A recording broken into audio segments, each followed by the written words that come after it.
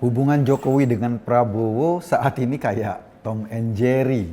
Jadi dibilang satu frame mereka akur-akur aja enggak, dibilang berantem juga kalau di depan kamera, di depan banyak orang seolah-olah ya akur-akur aja. Tapi liputan utama Tempo pada minggu ini itu menjelaskan bahwa mulai ada tuh percikan-percikan yang agak serius dari Prabowo maupun Jokowi. Kabarnya Pak Jokowi berapa kali minta ketemu empat mata ke Prabowo, tapi sampai saat ini masih dicuekin.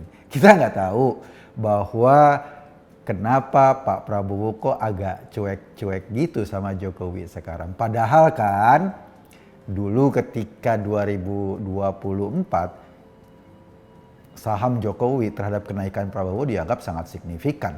Saham Jokowi sebagai presiden existing pada saat itu memberikan peluang atau jalan kepada Prabowo untuk menjabat sebagai presiden sekarang.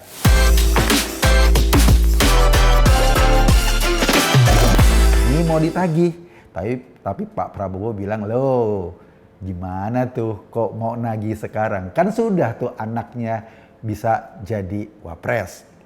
Nah, persoalannya memang kan nggak bisa ya dalam sebuah dalam sebuah perahu ada dua nahkoda yang dua-duanya bisa ngomong kemana perahu ini mau dijalanin. Kayaknya Prabowo juga menyadari itu. Jokowi masih punya potensi untuk menjadi nahkoda lain yang bisa saja membuat belok perahu yang diinginkan jalannya oleh Pak Prabowo. Kita ingat pada beberapa waktu lalu tiba-tiba Pak Jokowi melempar isu Prabowo Gibran tetap di 2029. Seolah-olah ada permintaan bahwa nanti di 2029 ini jangan cerai dong, jangan diputusin dong, tetap akur-akuran lah, tetap bisa bergandengan tangan. Wajar Pak Jokowi minta kayak gitu karena memang kalaupun 5 tahun sudah ada dalam posisi wapres secara politik maupun keterampilan individual, Gibran masih dipandang terlalu hijau untuk didorong maju menjadi RI 1. Jadi magangnya diperpanjang. Itu permintaan Jokowi. Ternyata permintaan itu nggak direspon dengan antusias oleh kelompok dari kubunya Pak Prabowo. Buktinya apa? Buktinya kalau kita perhatikan gerakan Gibran itu sampai sekarang kayaknya dibatasi banget oleh lingkaran Prabowo.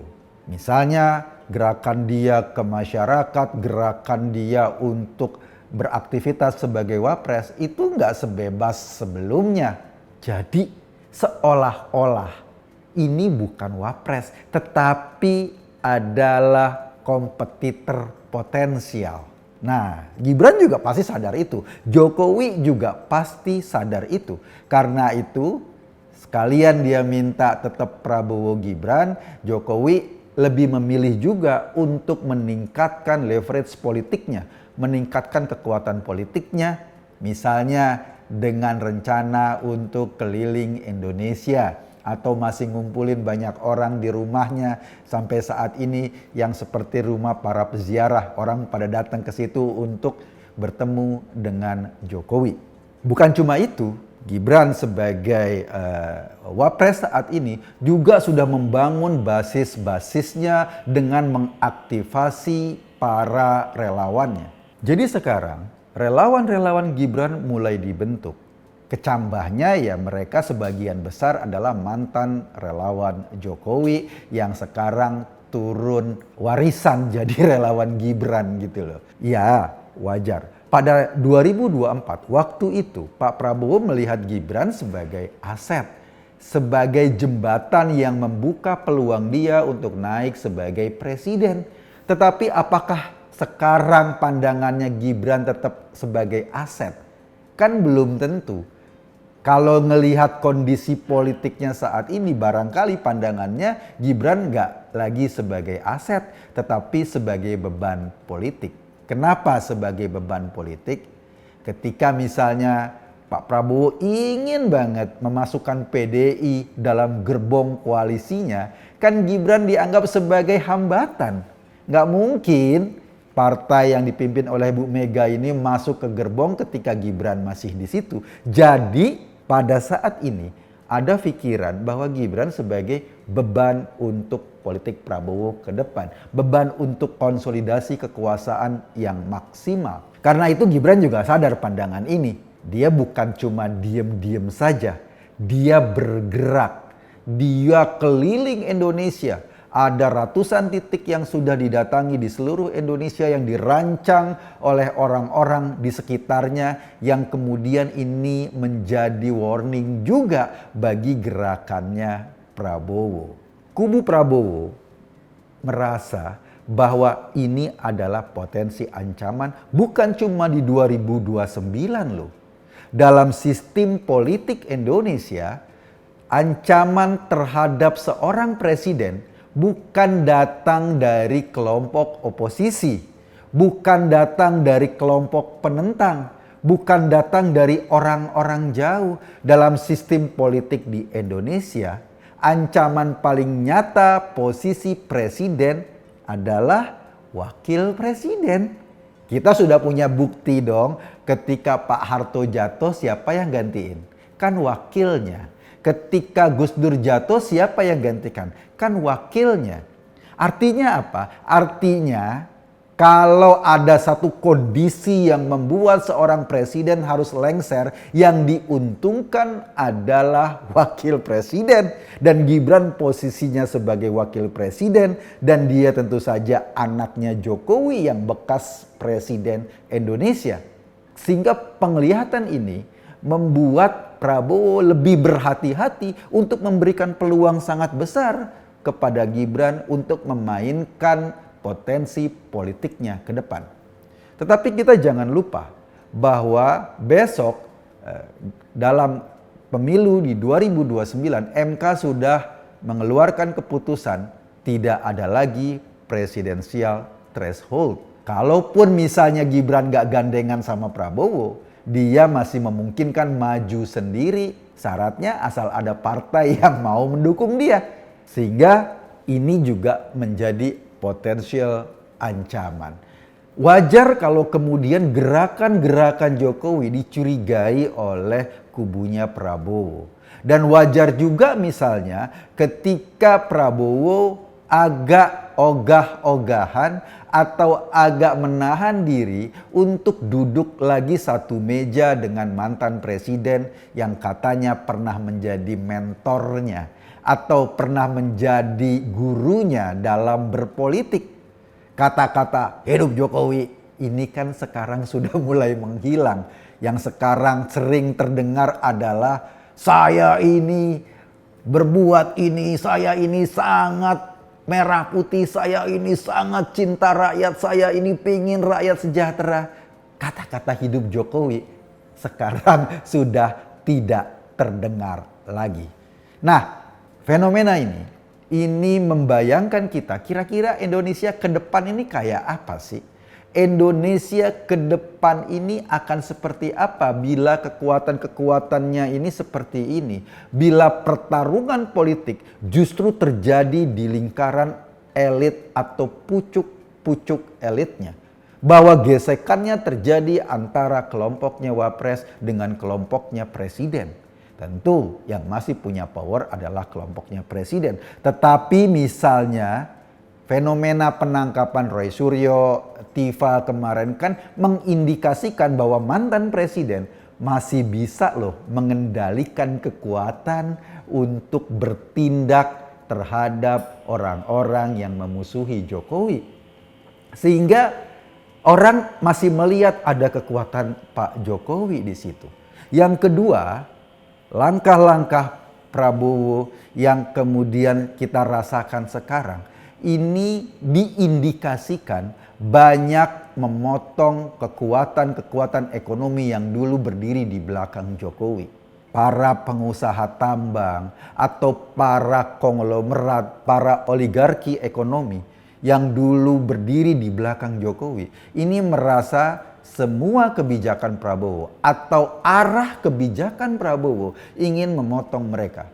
Kita udah denger dong isunya yang sudah berkembang kemana-mana bahwa selama ini ekonomi Indonesia dikuasai oleh 9 naga dan akan digantikan oleh 9 haji misalnya. Dan isu itu menjadi perbincangan di media sosial, perbincangan di warung-warung kopi. Untuk apa? Ya untuk memotong logistik dari lawan. Untuk memotong kekuatan-kekuatan lawan agar tidak punya kemampuan ekonomi untuk menggerakkan sebuah perubahan politik ke depan atau untuk menggerakkan sebuah rencana politik ke depan.